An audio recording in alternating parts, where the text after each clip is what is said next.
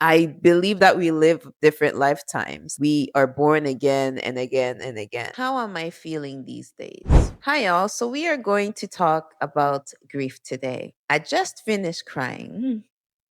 I guess I wanted to do a little update on the first video I recorded about grief on my birthday. How am I feeling these days? I've had a lot of family come to town over the summer, so it's been a blessed time. So I'm focusing on gratitude. Like the sadness is still there. Grief is such a part of human existence. It's something that we fear so much all throughout our lives, but it's kind of like we're excluding it from life, whereas it's part of life. And I think that's why we fear it, because it's like seen as the other. If we could see it as part of life, I think it would be easier for us to be okay with it, to not fear it, to just see it as another step of the journey, another part of the journey or the cycle. I believe that we have that we live different lifetimes. We are born again and again and again. And I believe that more so because I had a dream about it, and my brother appeared in my dream,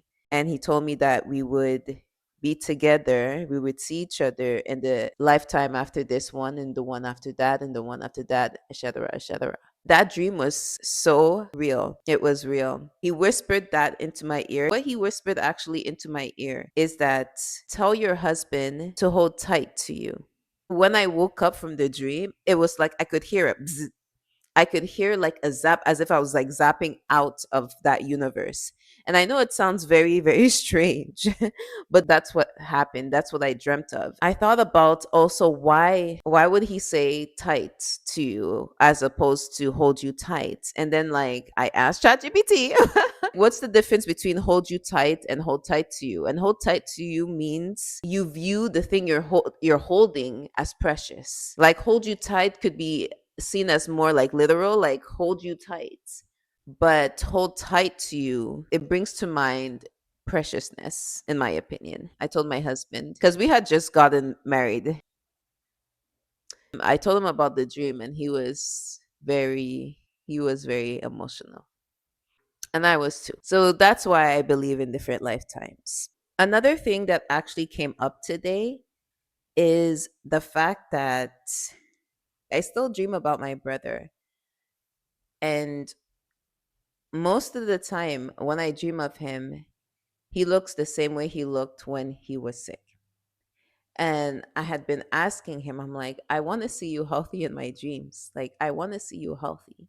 I thought the thought today that I think I don't see him healthy in my dreams because he wants me to understand that that chapter is over. And that is the sad realization of being a human, because you can't go back. You can't go back to the past, which makes presence all the more important, which makes appreciation and gratitude so important. You know, when I think about all the beautiful people in my life, all the opportunities that I've had, the blessings in my life, I just feel like the luckiest person in the world. And that's that energy that I want to reside in. I want to reside in that energy. I am grateful. I am grateful for the love that I have a big brother. Still my brother, obviously, who loves me and who I love. So I am grateful. Be present. Be present and appreciate what you have. Well, you have it. I see life as a school for real.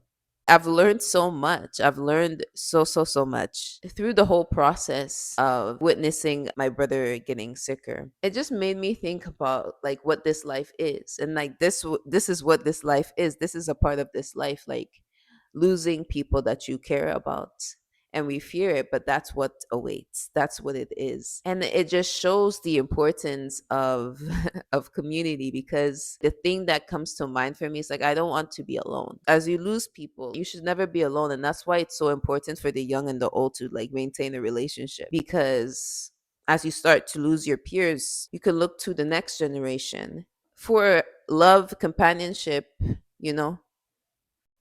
because that's literally what we need to stay alive.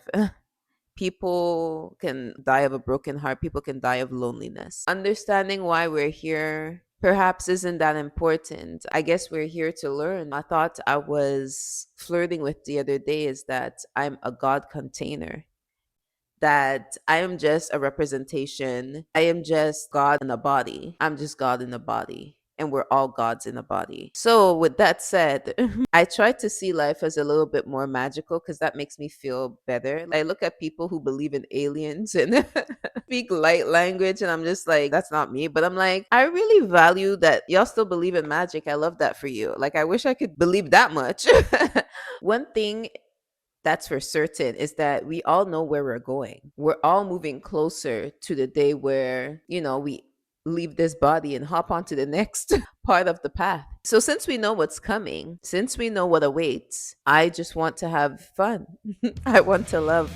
I want to have an open heart because that's the thing about me is that I have avoidant tendencies. I kind of shut down, but I want to stay open. I want to love. I'm reminding myself that I am safe. Like nervous system work is so important. I try to do nervous system regulation meditations every morning, like the first thing I do. Like I try. Like sometimes I'm a little naughty and I go on TikTok. Yeah, I'm really trying to be like, okay, the first thing I do when I wake up, I put on that meditation and I get my nervous system ready to receive and ready to just be open and to give love freely. Like that is, I think that is my personal life mission, is just to love without fear, because that's been something I've been trying to learn my whole life. So yeah, that's a big part of my mission. I just I know where the blockage is. Like for me, I felt it. I felt it in my heart. Ooh, was a ooh. Let me know if that resonates with you. Let me know how you feel about everything I've just like spat out today. Sometimes it's easy to slip into pessimism. Often it's easy to slip into pessimism. Always it's easy to slip into pessimism, not always, but I am trying. I am trying to think thoughts that make me happy because I have such a vivid imagination. I'm always coming up with scenarios. So I'm just like, look, you're going to come up with scenarios that make you happy. You're going to feed the thoughts that make you happy. And also, you remove importance of the thoughts that don't add to your joy. It can be easy to fixate on those thoughts, but it's just kind of like you have a thought, let it roll off your back. Just let it roll. And just also trying to be present. Yesterday, I was walking and I was just feeling the wind on my body and the sun. It was just like the perfect, such a perfect environment. Like it was just the perfect conditions. Like I was just like, this weather is amazing. This weather is perfect. And I was just, ah, that present. It felt so good. I want to encourage all of us to just try to be present. And it's not always possible, but that's something that I'm working on as well. Let me know if you want more of these videos because I will oblige. I think once weekly, just like my thoughts on life and what's going on. Today I focused on grief. I have thoughts, so many thoughts on a lot of things. Yeah, let me know what you want from me.